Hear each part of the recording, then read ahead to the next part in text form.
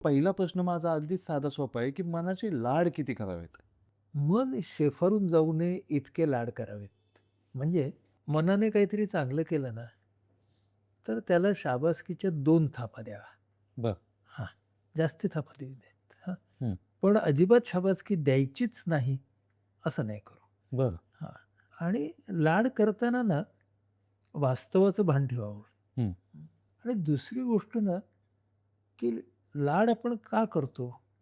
तर ती गोष्ट त्या व्यक्तीने परत करावी ना, चांगली गोष्ट हो, चांगली केलेली. करावी. हां. हां. त्याला जर आपण भरमसाठ लाड केले, हं. तर तो ती परत गोष्ट कशाला करेल?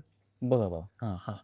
म्हणून प्रमाणात लाड मापात करावे. लाड करावे. बरेचदा असा गोंधळ उडतो, की मनात तुमच्या वेगवेगळे विचार असतात.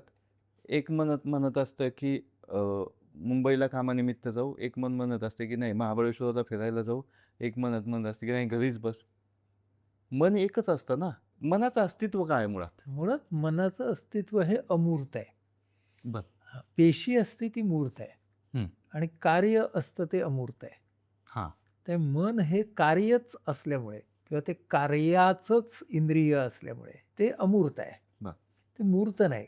पण त्या मनाच्या ज्या वेगवेगळ्या संस्था आहेत, त्याच्यामध्ये विचार नावाची एक संस्था आहे. बरं. त्या विचार नावाच्या संस्थेत आलेले 3 विचार तू आत्ता मला बोलून दाखवलेस. ओके.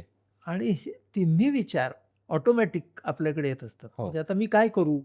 असा प्रश्न मन विचारतं हो. आणि मग मुंबईला जा, महाबळेश्वरला जा आणि घरीच झोप. हो. हं. हे 3 पर्याय ते मनच आपल्याला देतं. बरं. हं. आता इथे त्या मनामध्ये विवेक नावाची एक यंत्रणा आहे. ती यंत्रणा आपल्याला निर्णय घ्यायला मदत करते. मग तिची ना काही सूत्र आहेत. ती जर वापरली आपण, तर आपल्याला ह्या 3 पैकी मला कोणता पर्याय घ्यायचा, बरं. ह्याला आपल्याला मदत होऊ शकते. मग ती सूत्र काय आहेत? तर पहिलं सूत्र त्यातलं असं आहे, की तू जो पर्याय घेशील, त्याची तुला काहीतरी किंमत द्यावी लागणार बाबा. मग ती 2 स्वरूपाची असणार, भावनिक असणार आणि व्यावहारिक असणार. हं. की मुंबईला गेलास हां. हां, तर सगळं तुला बघायला मिळेल मस्त फर्स्ट हां. क्लास. पैसे जास्त जास्त. खर्च होतील बरं का. हां. हां, म्हणजे एक तुला प्राईस असेल आणि एक तुझं प्राईज असेल. एक किंमत द्यावी लागेल, मग तुला काहीतरी बक्षीस मिळेल. मिळेल. महाबळेश्वरला गेलास, थंडी-बिंडी फार झाली, सर्दी-बिर्दी घेऊन येशील, हं. तर ती तुला किंमत द्यावी लागेल. हां, पण स्ट्रॉबेरी वगैरे स्वस्तात मिळते. घरी राहिलास, ह्या सगळ्या अनुभवांना मुकशील, मोक्ष. पण काही नाही, मस्त पांघरूण घेऊन झोपता येईल. मग पहिल्यांदा जेव्हा आपण विचार असा करतो, की काय किंमत द्यावी लागेल? कोणती किंमत द्यावी लागेल?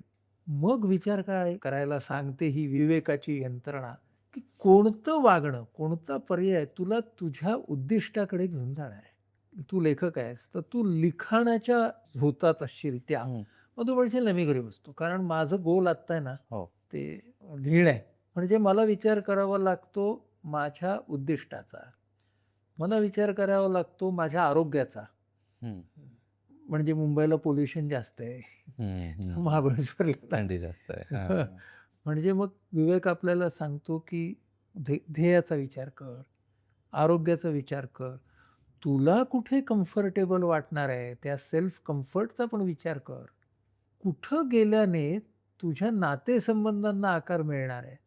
तुला काही फार काम नाहीये, पण तुझा मुलगा आणि बायको म्हणते, की "चला हो जरा महाबळेश्वरला हं, हं, पुण्याहून." हं. त्याच्यामुळे ना त्यांच्याबरोबर मला काही काळ घालवता येणार आहे आणि ते सुद्धा माझं महत्त्वाचं उद्दिष्ट आहे आणि ते झाल्यामुळे ना मला मस्त वाटणार आहे म्हणजे आरोग्य पण त्याच्यात आहे. मग माझा सेल्फ कम्फर्टही वाढणार आहे आणि रिलेशनशिप सुद्धा चांगल्या होणार आहेत. हां, ओके. म्हणजे हा अनुरूप पर्याय आहे. आहे. 5वं सूत्र, की कोणता पर्याय घेतल्याने माझी उत्पादकता आणि कल्पकता वाढणार आहे. बरं. प्रॉडक्टिव्हिटी आणि क्रिएटिव्हिटी. हां, म्हणजे मी म्हणालो, की लेखनाच्या भरात असलास, तर मग तू कशाला प्राधान्य देशील? हो. प्रॉडक्टिव्हिटी, बरोबर, क्रिएटिव्हिटीला. मग बरोबर. तू हो. घरी राहशील. घरी राहील. हो. तर असा सगळा विचार हा विवेकाची यंत्रणा आपल्याला करायला शिकवतं.